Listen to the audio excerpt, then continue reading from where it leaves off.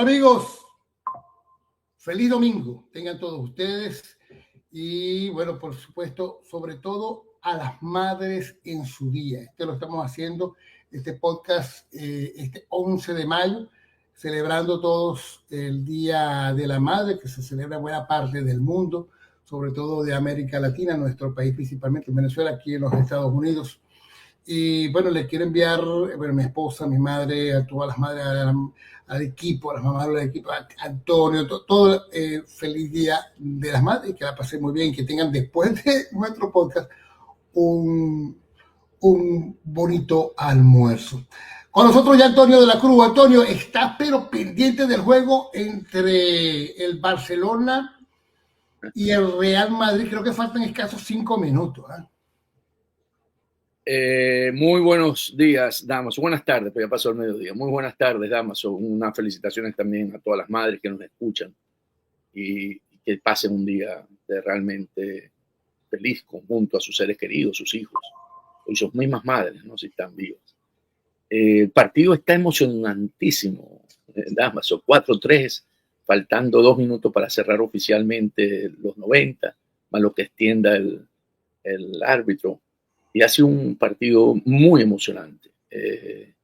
El que gane el partido puede decir que tiene altamente probable ganada la liga. Por eso que es tan importante este partido, este clásico hoy, entre el Barcelona y el Real Madrid. Porque si gana el Barcelona se pone a 7 puntos del Madrid, y si gana el Madrid se pone a 1 punto del Barcelona. Y si empatan, que podría ser por los tiempos que hay, y lo que está de reñido esto, se pondría por 3 puntos, no se le pondría quedarían igual por 4 puntos, perdón. Y lo que le queda a cada uno son 3 partidos para cerrar la liga. Qué bueno, ¿no? Bueno, mira, un partido que por cierto tiene una gran cantidad de seguidores en Venezuela, tanto dentro como fuera de la diáspora, pendiente, por supuesto, de este juego que ya está por culminar. Nuestro podcast de hoy, Antonio, se ha dicho de todo. Desde el martes, cuando sucedió la extracción, el gobierno insiste que es una negociación de los rehenes en la Embajada de Argentina, hasta el día de hoy. Te hemos estado escuchando, por cierto, en varios programas y todavía pues podemos decir, inclusive escuchamos a María Corina en una entrevista con nuestra colega Gladys Rodríguez, periodista de TVB, donde por fin allí se le dio nombre.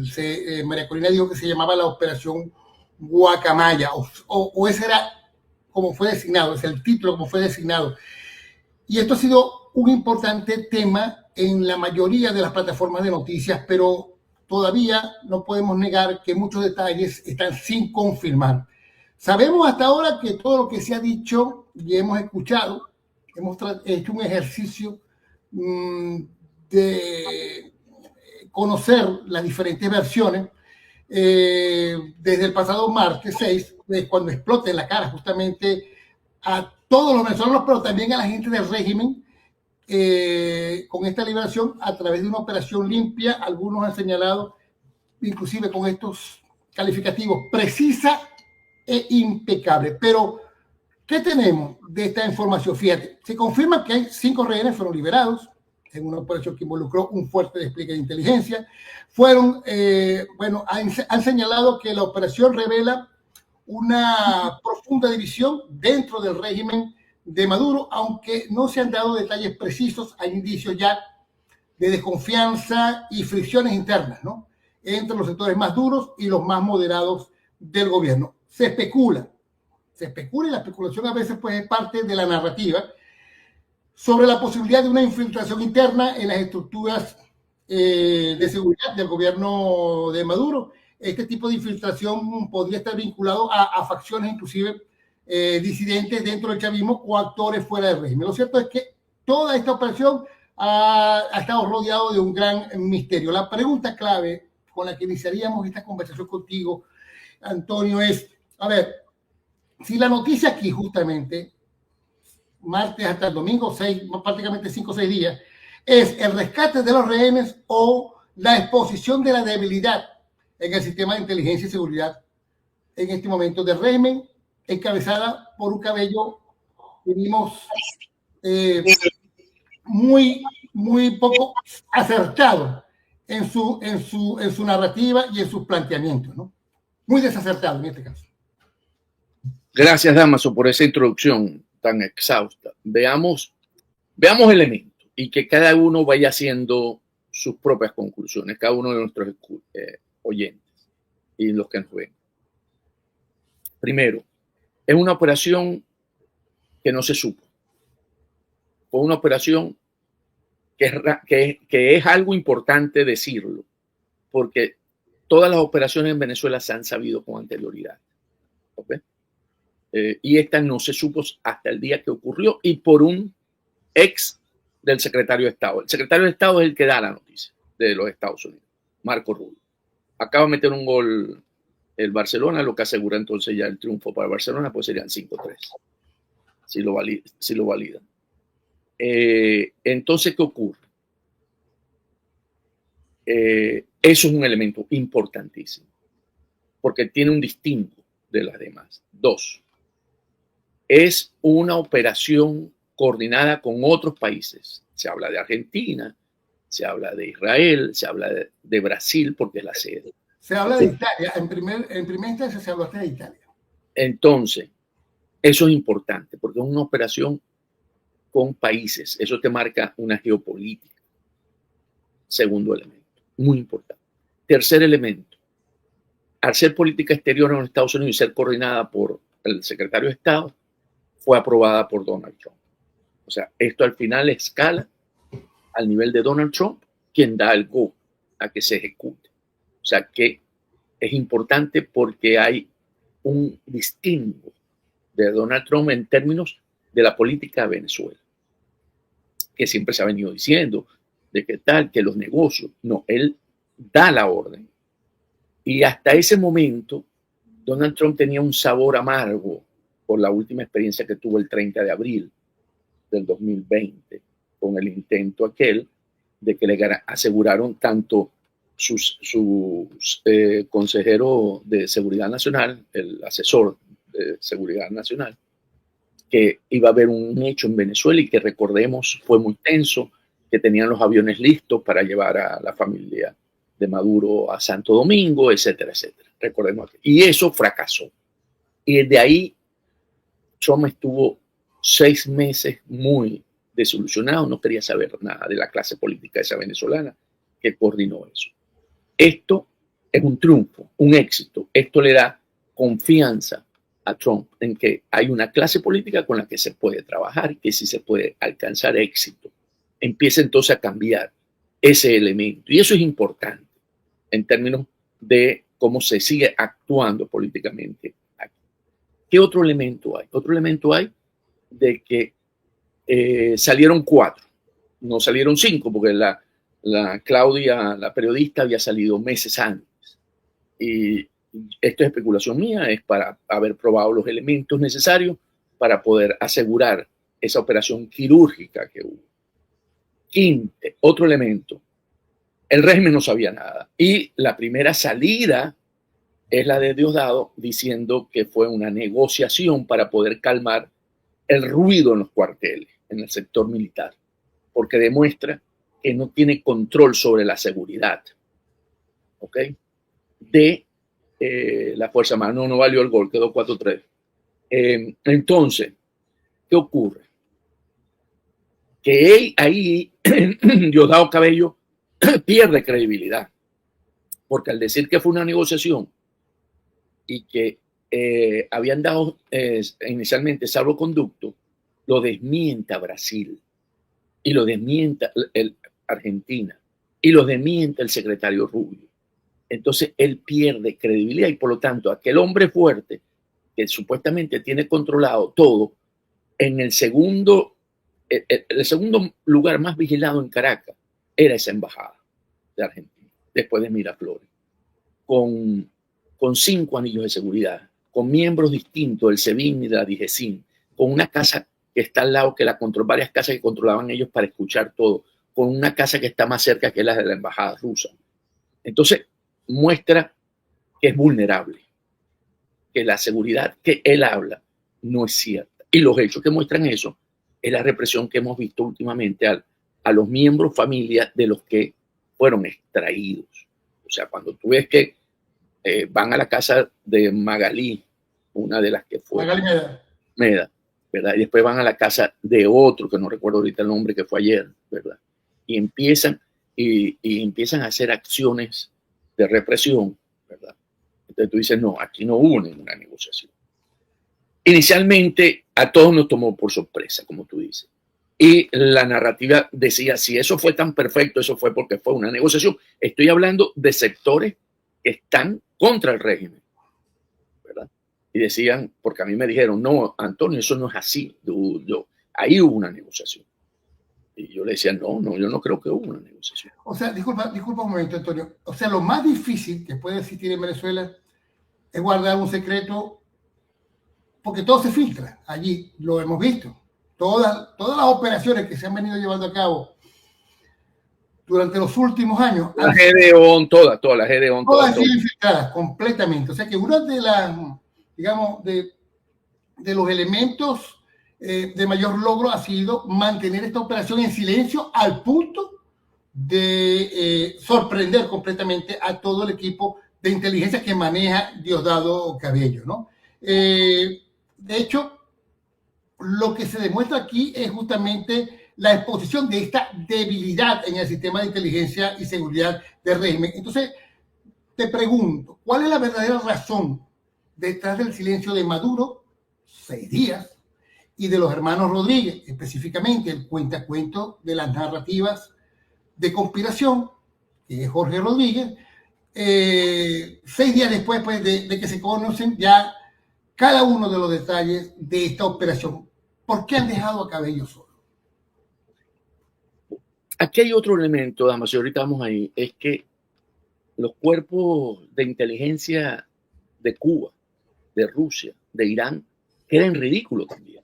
O sea, ellos supuestamente que también tienen un control sobre el régimen de Maduro y que son los que le garantizan parte de esa seguridad, no solamente la represión por parte ¿cómo se llama?, de Diosdado Cabello, sino también estos cuerpos de inteligencia que tienen ellos en el país, también quedaron al desnudo. O sea, y esto es importantísimo. Entonces, cuando tú hablas de un silencio, es cómo justificas que todos ellos quedaron muy mal, quedaron al desnudo, que no tienen la seguridad. O sea, al salir Maduro, que es el que va a fijar la última posición, no puede decir que hubo una negociación, ¿okay? Porque ya está desmontada.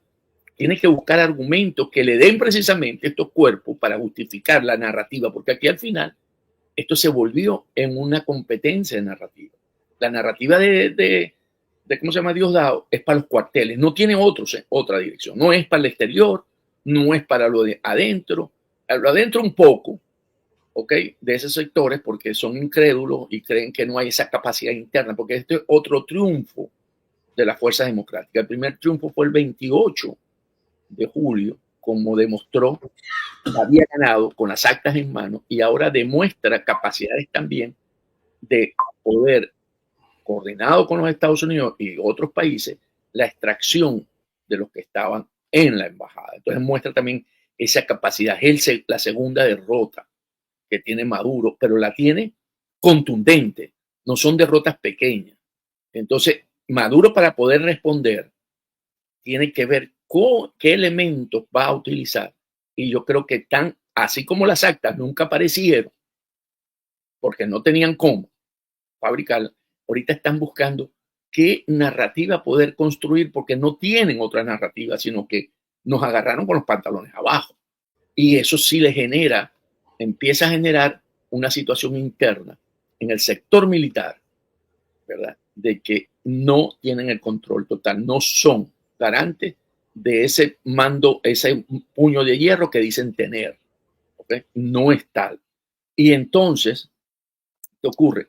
En el caso de Jorge Rodríguez, él tampoco se va a meter en algo que no le corresponde, porque esa área la maneja directamente Diosdado Cabello y lo está dejando que se cueza en su propia salsa. Así como a él le tocó con la derrota del 28 de julio. En el 28 de julio, a quien le pasan la factura en términos de mafia criminal, a quien se la pasa es a Jorge Rodríguez, porque él creyó y construyó una vía que pensaba que podía salir de la crisis y sostener a Maduro, y no resultó. Aquí, internamente, la factura de los Rodríguez debe estar surgiendo ahora con Maduro, con Diosdado, a quien tiene la seguridad y tiene la represión, y resulta que le sacaron, le pasaron por sus narices, ¿verdad?, los 4 últimos rehenes que habían en ese embajada. Antonio, si Cabello afirma que hubo una negociación, ¿no? No tenía ni siquiera, por supuesto que en otras oportunidades ha quedado como un mentiroso, pero uno de los elementos más importantes de una narrativa es por lo menos saber quiénes se comunicaron, ¿no? Con quién se llevó a cabo las negociaciones. Recordemos pues cuando llegó el agente de Trump, el señor Grenell, ¿no? Se sabía quiénes estaban allí. Estaba Jorge Rodríguez, salió en la foto, se documentó, se especificó a qué hora llegó, a qué hora salió, se llevó 5 presos estadounidenses que habían sido liberados. ¿Por qué en esta oportunidad no se especificó con quién fue realizada esta comunicación?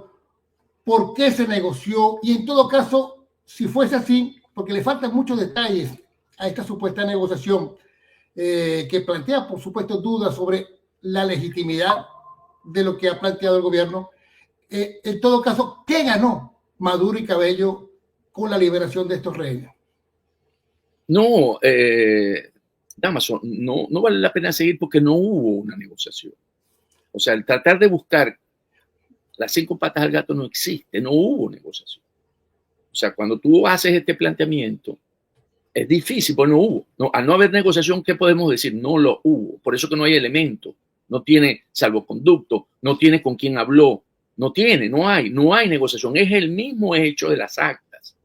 Las actas no las tenían para poder mostrar. Las tenían, pero no tenían para poderlas mostrar. No podían fabricar uno con los resultados de Maduro. Es lo mismo, no existe, no hubo negociación.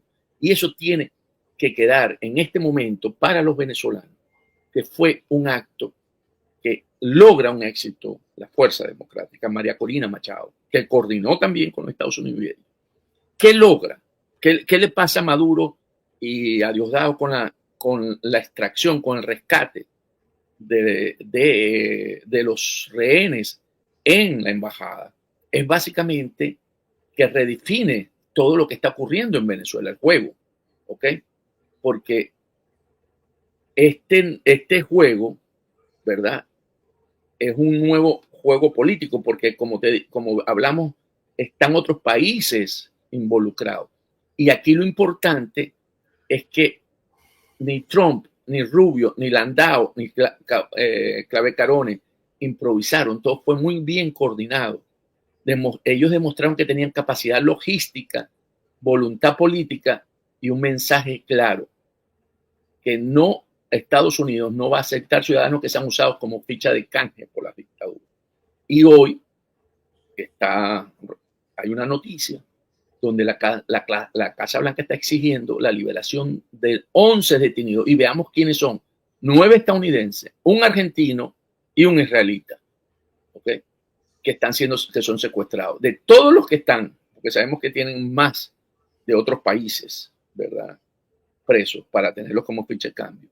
Estados Unidos está planteando de que estos 11 tienen que ser liberados, porque si no va a haber consecuencias para Caracas. O sea, y no acepta un cambio al estilo, porque Maduro busca, ¿verdad?, si se da esa negociación que lo plantearon hace tiempo, porque esa sí sería una negociación, no la extracción. La extracción fue una señal directa al régimen diciéndole: tenemos las capacidades para entrar, sacar a la gente y no dejar rastro. O sea, que podemos hacer eso mismo cuando queramos, ¿verdad? Entonces, no, Maduro lo que propone es que él quiere, maximalista, que le levanten todas las sanciones financieras, que Chevron se quede en Venezuela. Chevron viene haciendo una gran presión en estos últimos días, en estas últimas semanas, para buscar una extensión de esa licencia que se vence el 27 de mayo. Y entonces, pero muy fuerte, Damaso, usando todo lo que tiene en la mano, porque quiere que se le extienda la licencia. Y allí sí es un trabajo que está haciendo a nivel de Casa Blanca, buscando que Trump cambie de opinión y lo logre dejar. Y eso es importante porque entonces, si Chevron se queda en Venezuela, el argumento del régimen va a ser, se fían que era una negociación porque Chevron se queda en Venezuela. Entonces, esos elementos son los que busca el régimen para poder tener elementos para su negociación. ¿Ok? Pero Estados Unidos ha dicho que no. ¿Ok? Y allí básicamente la presión de Washington es aplicar que el compromiso es irreversible, que no va a haber un canje de un rehén como hace Hamán por 100, ¿verdad? Un rehén israelita por 100 palestinos, ¿verdad? No, esa lógica la cambia. Y entonces, aquí lo que vemos es que lo que le dijo, si ustedes siguen teniendo estos rehenes, nosotros vamos a aplicar más presión sobre la cadena de suministro global que tiene Venezuela, como son medicinas, insumos petroleros, repuestos. Y entonces, con esto, lo que está diciendo el Estados Unidos, te vamos a cerrar más los grifos, tus entradas. ¿Ok? Mientras Argentina, Israel, refuerzan la presión diplomática. Y los aliados estratégicos como India, que es uno de los que suministra medicina, están en el radar. ¿Okay? Y recordemos que acaba de haber un acuerdo de paz entre India y Pakistán, facilitado por la Casa Blanca, por Marco Rubio, le dan el logro conjuntamente con el presidente Trump. Entonces, ¿cómo vemos esto? Vemos un Departamento de Estado con mucho éxito, ¿verdad? Sin embargo, no ha logrado lo de Hamas, que me podrías decir, y lo de Ucrania. Ya Putin salió diciendo que va a sentarse a conversar para buscar una... De hecho, ya están en conversaciones con China, bajaron los aranceles, posiblemente lleguen a una negociación. Lo que está mostrando el Departamento de Estado es que sabe qué es lo que quiere y cómo interpreta al presidente Trump para alcanzar los objetivos. Y eso es muy importante, porque aquí Estados Unidos en este nuevo tablero juega al equilibrio de disuasión, la reputación que te estoy diciendo por todo lo que está logrando, y que las amenazas son creíbles y que tiene el control narrativo, porque no va a ceder en este momento para lo que viene.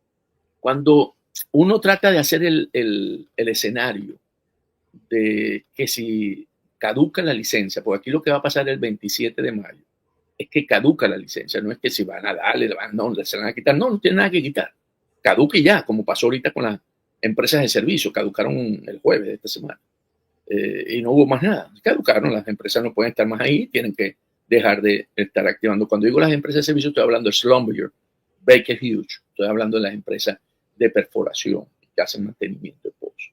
Aquí va a ocurrir algo similar. O sea, ¿por qué? Porque la presión de Chevron es muy fuerte, pero es para cambiar la opinión del presidente Biden.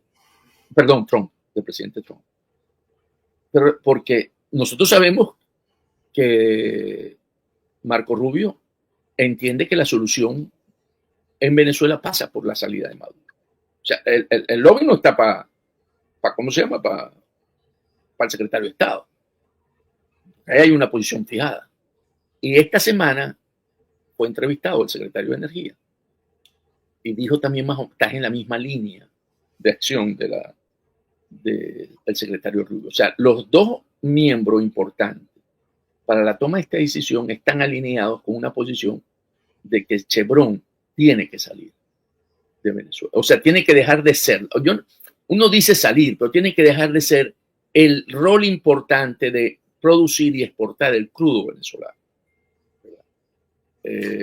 Porque el temor, la amenaza que introducen es que China se va a quedar con eso. Y yo me pregunto, es que Maduro tiene la intención de expropiar a Chevron de las empresas mixtas donde está con PDVSA, Petroindependencia, Petroboscán.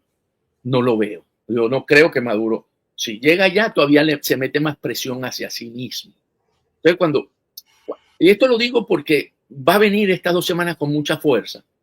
Yo creo, o sea, no puedo afirmarlo 100%, que va a ocurrir que las 27 la licencia va a caducar.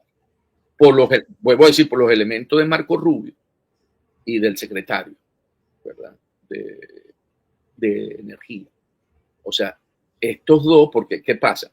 Ok, tú le llegas a Trump y tiene amigos con el que le llegan y le dicen que China se está cogiendo, no sé qué, toda la industria petrolera, pero él va a consultar con su secretario de Estado, a quien ya le tiene mucha confianza por todos los logros que le ha alcanzado, ¿verdad? Y al secretario de Energía. ¿Ustedes qué opinan? Esto no va a ser una cosa porque solamente... Y además, él aprobó la operación, ¿cómo se llama? Guacamaya. Claro. Él aprobó. Ahora entonces, fíjate. yo creo que en ese momento, él va a decir, vamos a estar un momentico, ustedes tienen que cumplir con le dirá, porque el lobby se lo mandan con alguien. Él le dirá, no, por ahorita eso no está planteado. Entonces yo creo que aquí los escenarios que vamos a ver en muy corto plazo, porque el 27 está a la vuelta de 2 semanas, es que Maduro va a sentir más presión todavía. Sí, pero como tú me dijiste en una conversación, Maduro fue a buscar dinero a Moscú. Fue a buscar dinero, pero fíjate que no se sabe cómo, si lo logró o no. Esto en medio de la denuncia, por ejemplo, de Iván Freites, el secretario de Profesionales y Técnicos de la Federación Unitaria de PDVSA, que aseguró en su cuenta X que en los últimos meses el gobierno de Maduro está entregando completamente PDVSA a esta empresa china de la que tú estás hablando, ¿no? Concord Petroleum, a través de una negociación llevada a cabo por Alesapcom, esta empresa china que opera justamente en el estado Zulia y que justamente ha señalado que el tema electoral no es otra cosa que una máscara, ¿no?, de distracción con respecto a todo este tema. Pero te pregunto, fíjate, ¿no? En este momento, ¿tú crees que hay un vacío de poder? Porque mira, vemos que Maduro no está asumiendo su papel, su liderazgo dentro del régimen. No ha respondido al tema de la crisis política que hay en este momento, porque no cabe duda que lo que pasó con Cabello, pues al tratar de enmendar la situación, podría estar relacionado justamente a esta falta de unidad interna dentro de las Fuerzas Armadas. Como tú bien lo has señalado, no hay un pronunciamiento tampoco de padrino, y todavía están en el control de daños de lo ocurrido el pasado martes, mientras que ya está la situación de crisis financiera dentro del régimen. Justamente por eso quizás estás planteando que en las próximas 2 semanas hay una presión, pero yo creo que debe haber un colapso que termine dando una respuesta a todo esto, ¿no? Porque nadie quiere hablar. Tienen una papa caliente y todos se las están pasando. Empecemos por el comunicado o lo que tú estás señalando de Freites, ¿verdad? Iván Freites. Cuando yo lo vi, la primera pregunta que me hice Damaso fue, ninguno de esos campos que tiene o le dieron o compró, no sé lo que haya sucedido, no tengo el dato concreto, en la que está la empresa china corresponde a ningún campo que hoy está participando en la empresa mixta Chevron. O sea, el hecho de que Chevron esté o no esté no quiere decir que le están quitando el campo a Chevron para dárselo al chino. Los chinos lo tienen ya. Chevron no administra las refinerías ni de Cardón ni de Amuar. ¿Ok? Ellos no están ahí presentes. Entonces, si se la das a los chinos, bueno, se la dieron a los chinos. O sea, no hay un desplazamiento, que es lo que se quiere mostrar, de la presencia de Chevron dentro de Venezuela, porque lo que está, según la información de Frey, está operando China, no lo tiene Chevron. Entonces, ahí es levantar un miedo, ¿verdad? Una amenaza que no es real, porque Chevron no está ahí en esas áreas. Si tú me dices, están en Boscán y que están metiendo 50,000, 10,000 chinos, 5,000 chinos, yo digo, ok, sí, va a desplazar, ok. pero no, están en campos que supuestamente están operando, pero eso no ha sido ni confirmado oficialmente, ni lo que uno, porque sí puede ser que alguna empresa mixta, los chinos hayan comprado la participación de la empresa que está con PDVSA. Y eso puede ser. Y que hayan decidido, porque la refinería sí la administra PDVSA, no está con ninguna otra empresa asociada, bueno, que ellos hayan otorgado una licencia o hayan vendido la parte de la administración eso es otra cosa, o sea, no tiene nada que ver. Entonces eso es lo primero con frente. Lo segundo es, en Moscú también estaba Vladimir Padrino López. ¿Okay? Ahora pongámonos en los zapatos de ellos frente a Putin. Frente a Putin. Se tuvo que haber enterado de todo lo que ocurrió en Venezuela. Claro que se enteró, por supuesto, eso es obvio, porque además la embajada de ellos está a 120 metros de la embajada de Argentina. ¿Okay? Entonces, frente a Putin, Maduro sigue ratificando lo que él siempre ha creído en Maduro, que es un incompetente. Él cree más en Vladimir Padrino López, estoy hablando de Vladimir Putin, que en Maduro. Entonces debió haber ratificado el concepto que tiene de él, es decir, bueno, no me he equivocado. Y ahí vamos a ponernos ahora en el club de los dictadores, para ponernos en esa visión. Te ven como que tú no sabes administrar tu país. O sea, tú no tienes las capacidades de tu país. O sea, él más bien pierde, lo que quiero decir con esto, él pierde legitimidad frente a Putin. O sea, con Maduro se pierde influencia Putin en América Latina. O sea, no, Maduro pierde con Putin. Dice, no, este hombre realmente... Putin dirá, bueno, pero con este incompetente yo no llego a ninguna parte. Por eso es lo que te estoy diciendo. Era Padrino López. Eso es lo que te estoy diciendo. Y Padrino estaba ahí, que había bajado perfil porque, ¿cómo se llama? Diosdado Cabello había aumentado su perfil y había querido desplazar. Pero resulta que en cualquier otro país del mundo lo que ocurrió es para que Diosdado Cabello haya puesto su renuncia por el fracaso de no haber garantizado la seguridad. O sea, pongamos que nosotros no somos un país normal, ok, no pone la renuncia. Pero tiene que ser algo equivalente a eso. Ajá, entonces, ¿qué es lo que él apela? A la represión nuevamente, que es lo que sabe hacer. A gente inocente, a la mamá de uno, a la casa del otro, para seguir usando el miedo. ¿El miedo para qué? No, y además que ya eso no le resulta para nada. Ya no le resulta eso. ¿El miedo para qué? Ya no resulta.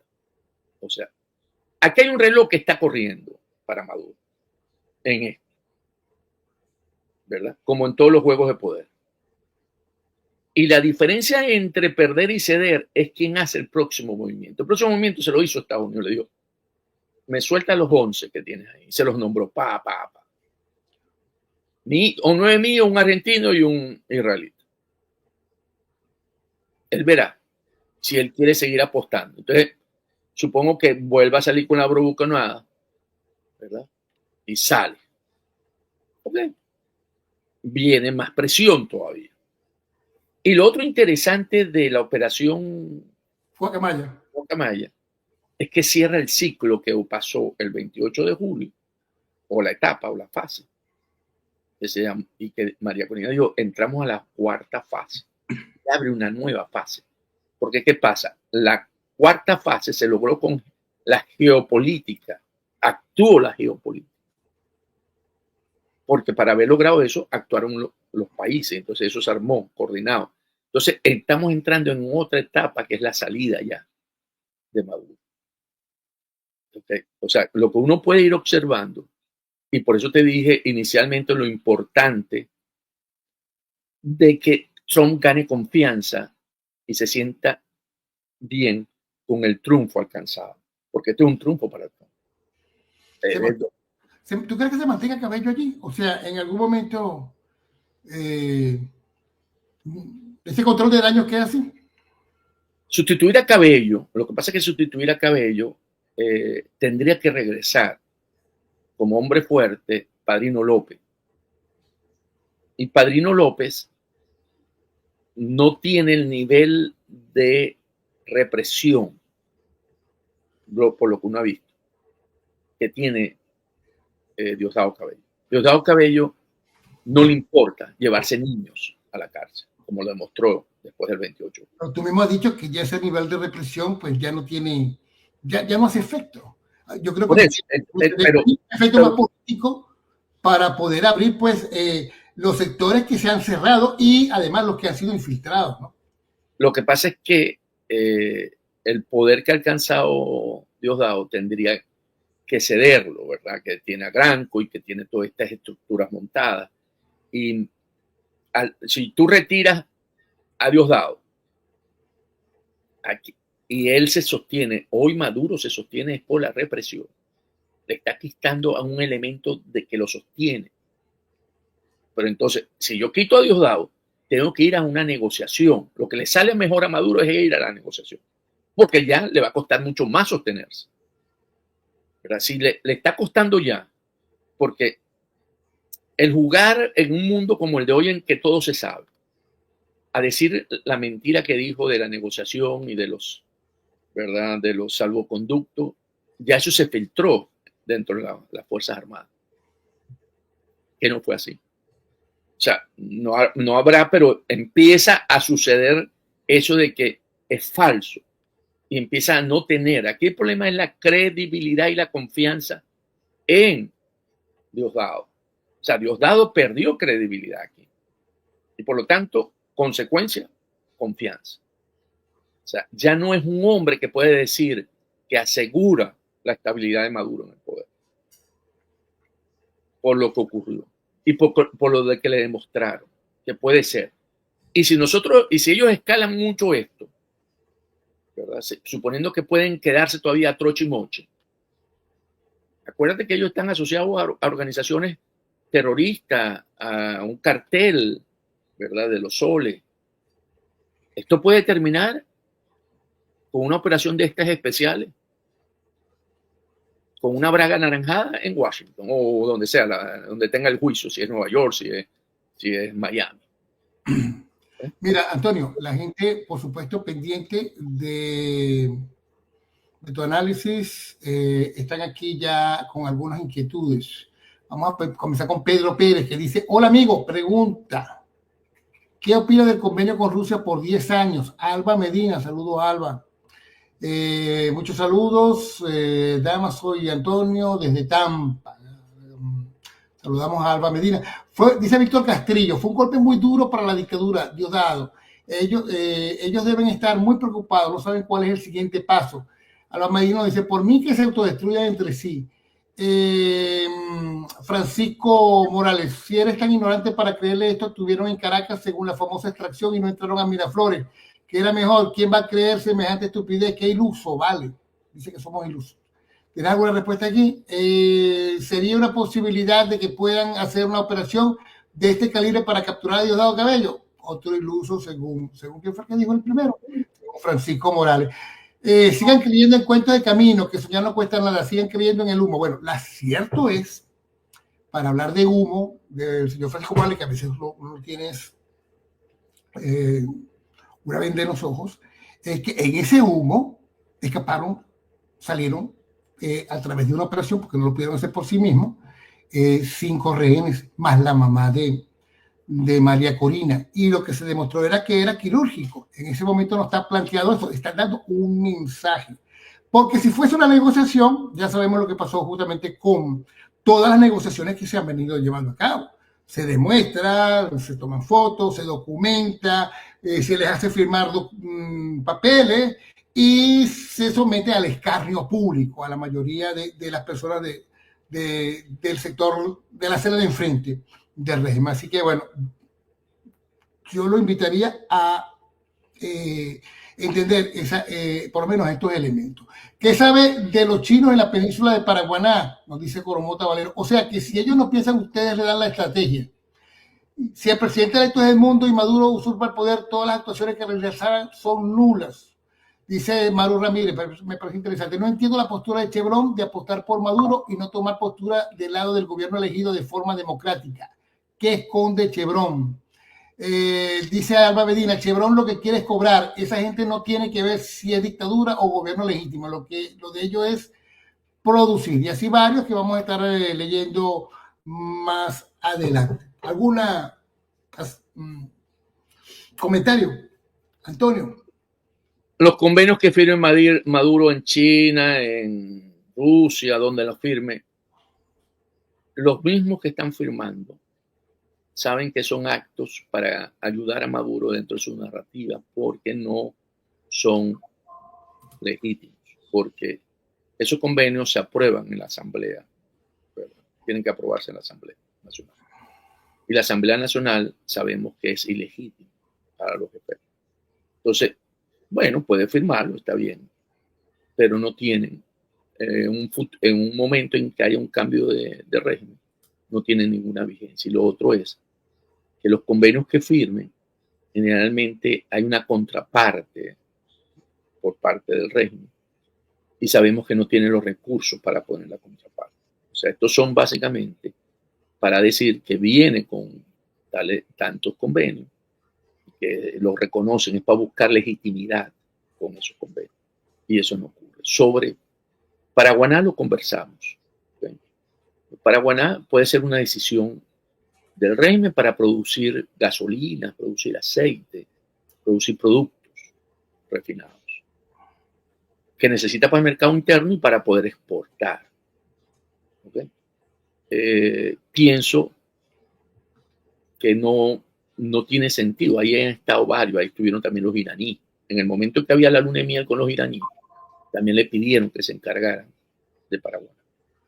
Ellos hicieron la evaluación y a la final no se quedaron. En caso de los chinos, bueno, ellos tienen un modelo distinto, porque aquí es el Estado, ¿no?, que financia, podría ser, pero no, a mí no me ocupa. O sea, eso tendría que ser ratificado también por el régimen, que no ha sido hasta ahora. O sea, Paraguaná puede ser cierto, pero es una cuestión interna dentro del PDVSA. Y habría que ver cuándo, porque recordemos que esa tecnología es tecnología estadounidense. O sea, las dos refinerías, una era de Lagoven, que era Exxon, y la otra era de Shell. Entonces son tecnologías. Entonces cuando tú vas a reparar con el deterioro que ellos han hecho, tienes que buscar, ¿verdad?, todo lo que corresponde a esas marcas y a esos equipos, que no lo consigues en otros lugares. Por eso que ellos intentaron hacerlo con los iraníes, porque ellos también tenían ese tipo de tecnología, pero no, los iraníes no pudieron. Entonces, bueno, y además a los iraníes también le dieron el palito. O sea, para buscar, si vamos a decir, la penetración, ahí estuvieron los iraníes y no lo lograron. Con respecto a la parte ilusa, bueno, puede ser cierto, puede creer el que nos los dice en su escenario. Y nosotros no podemos, si él lo quiere creer, bueno, que tenga su mejor escenario. Pero nosotros estamos hablando, pusimos primero los hechos para que cada quien hiciera su conclusión. Claro. O sea, si su conclusión llega a que los hechos son falsos, bueno, puede cambiar. Pero mostramos cosas que eso sí se conoce. Nosotros no estamos diciendo de que se disfrazaron y que entraron. Entonces dicen, ¿por qué no llegaron a Miraflores?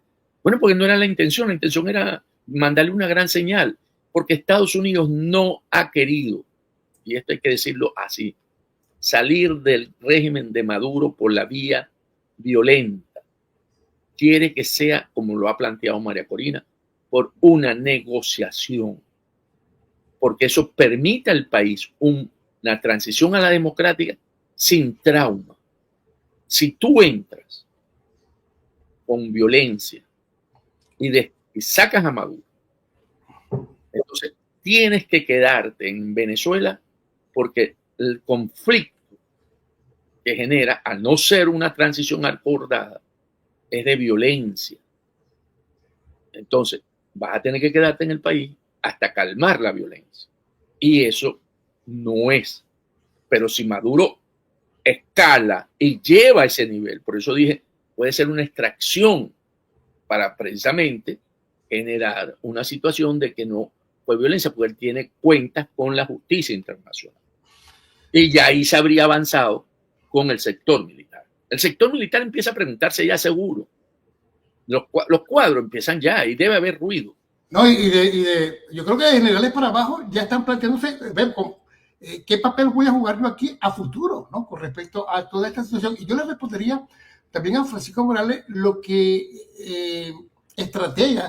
nivel de estrategia, de alta estrategia, saben lo que puede ocurrir justamente con la violencia. Fíjense que todavía estamos pagando los platos del 4 de febrero del 92, cuando se destruyó justamente un Estado democrático en su momento por la sonada liderada por Hugo Chávez y unos patoteros de las Fuerzas Armadas, ¿no? Y bueno, también, por supuesto, fíjense cómo están los países del Medio Oriente. Eso ha sido violencia tras grupos que se enfrentan con otros grupos y situaciones que pueden llegar a 40, 50, 60 años de crisis y de violencia. Así que bueno, lo que se pretende, yo creo, justamente, y lo ha planteado Estados Unidos, es llegar a un acuerdo que termine en unas elecciones donde cada quien pues pueda decidir nuevamente cuál es la dirección que deseamos todos en paz, que enrumbe al país. Y por eso Estados Unidos plantea, ¿verdad?, que si continúa en la negativa Maduro, bueno, va a poner sanciones más duras, la financiera, restricciones logísticas, de insumos clave, mayor aislamiento diplomático, ¿verdad? Porque eso que pasó el 6 de mayo, que hay que recordar y fijar esa fecha, porque así como el 28 y como el 30 de abril, ¿te acuerdas? Y el 28 de julio, que marcó un hito, el 6 de mayo marca otro hito. Ah, ok. ¿Okay? Claro. Eso marca un hito que va a quedar. ¿Okay? Y entonces, y le da mucha credibilidad a todos los que actuaron ahí. Entonces, yo creo que... Y sabes que nadie ha hablado del elemento. A ver, ¿qué lectura podría darle o qué podrían esperar los actores de la oposición que se están preparando para unos comicios, digamos, a la medida del régimen, ¿no? Pretaportero. ¿Cómo podrían, qué lectura le podrían dar a la situación del 6 de mayo con esta operación Guacamaya? ¿Qué lectura crees tú que sería interesante para Capriles, para Manuel Rosales con respecto a esto?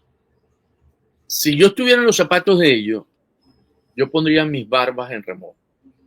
Porque identificarme con esto, esta señal que está mandando Estados Unidos para sostener a Maduro, ¿verdad?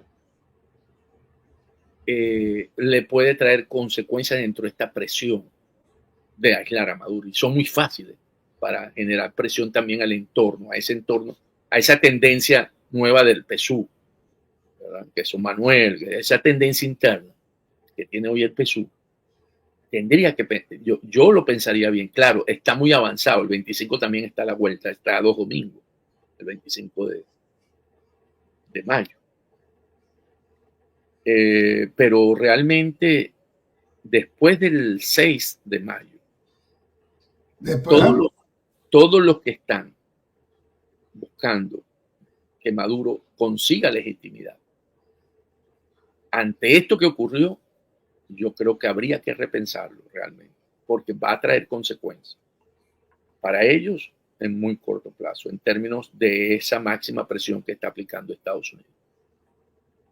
Y para finalizar, ¿qué interpretación le das al silencio ya de básicamente, el próximo martes tendrá una semana de silencio Maduro de todo lo ocurrido con la operación Guacamaya? ¿Qué crees tú porque no es fácil mantener una credibilidad con cualquier cosa que se le ocurra, como estamos acostumbrados, que son prácticamente las narrativas a las que nos tienen acostumbrados, que ya son normalizadas por ellos? ¿Qué crees tú cómo van a tomar a partir de la semana que viene esta necesidad de ver cómo van a tomar la partida a partir de la próxima semana? ¿Qué expectativas tienen? ¿Ves? El tiempo para dar la respuesta ya pasó. El 28 de julio hicieron lo mismo, Maduro. Después que se mostraron las actas, no dijeron nada. Nadie habló. Ni siquiera salieron a decir que eran mentiras. ¿Okay? Yo creo que aquí va a ser lo mismo. Ellos quieren que el tiempo la gente lo olvide. Esto. O sea, yo lo que aspirarían, y yo pienso que esa es la estrategia de Maduro, pasar la página. Porque se convierte en humo, como dice no tienen cómo responder. el señor Morales. No tienen cómo responder. Y buscarían a lo mejor como la guerra, si se hubiera desarrollado entre India y Pakistán, ocupara las primeras páginas y después de los periódicos y después que sea la atención de Estados Unidos. Pero no, ya tenemos nuevo papa que ocupó bastante metraje dentro de la prensa, ¿verdad? Tenemos los escenarios, Rusia se va a sentar ya con Ucrania, ¿verdad? Estados Unidos se está conversando por los aranceles con China. Entonces, yo creo que no hay ahorita, puede haber, porque siempre hay algo que surge, que pueda opacar esto que les ocurrió. Lo que sí es cierto es que es una señal y una señal contundente de que no controlan el país, de que se le fueron, como haya ocurrido, pero se le fueron por la puerta, porque no hay un túnel, no hay un boquete, una pared, ¿verdad? Y mostró, como lo hayan hecho, vuelvo a decir, que no tienen asegurado y no deben estar durmiendo bien, ¿sabes? Porque no sabe quién al lado fue el que vendió o facilitó la extracción, y entonces empieza la duda de todo tu anillo de seguridad. Porque recordemos que ahí había SEBIN y DIGESIN, son cuerpos que Diosdado controla, sobre todo el DIGESIN, y se les escapó. Bueno, para cerrar, yo lo que quisiera, bueno, ya concluir prácticamente es que la operación Guacamaya definitivamente puso en evidencia una crisis interna que ya existía, nadie no comenzó el 6, ya existía, y que es mucho más grave de lo que la gente pensaba, ¿no? Inicialmente. Se pusieron estas fracturas muy profundas del aparato chavista y, bueno, el silencio de figuras clave como Maduro y los Rodríguez sugiere que el régimen esté viviendo prácticamente momentos de alta tensión. El futuro, bueno, nadie sabe. La gente lo que le incomoda es que se mantengan todavía allí. Pero bueno, posiblemente, como dice Antonio, en los próximos días veamos algunos ajustes de la cúpula debido a toda esta presión que tenga que forzar pues justamente a Maduro o al clan de los 5 a realizar cambios o abrir espacio, ¿no? Para una negociación, que es lo que muchos quieren que se lleve a cabo. Sí, fíjate, hay que pararle si se confirma el planteamiento que de los 11 nuevos rehenes que tienen, los 9 americanos, el israelita y el argentino. Eso no es una negociación cualquiera. Aquí está un pulso entre el Estado que busca proteger sus ciudadanos, que es Estados Unidos, y el régimen, la dictadura, que ha aprendido a monetizar la geopolítica del secuestro, o sea, geopolítica.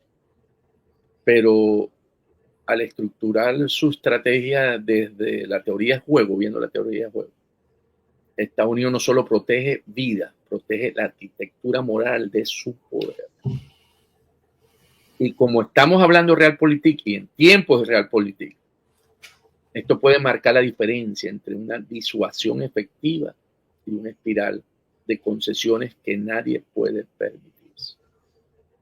Entonces yo creo que la presión de Estados Unidos y de sus aliados, porque ahora hay que verlo así, están actuando de la mano y donde Maduro va a tener que evaluar muy bien su próxima jugada, porque vuelvo a insistir, estamos ya en una nueva fase, que sería la quinta, según María Corina Machado, donde ya sería la negociación y la salida de Maduro del poder.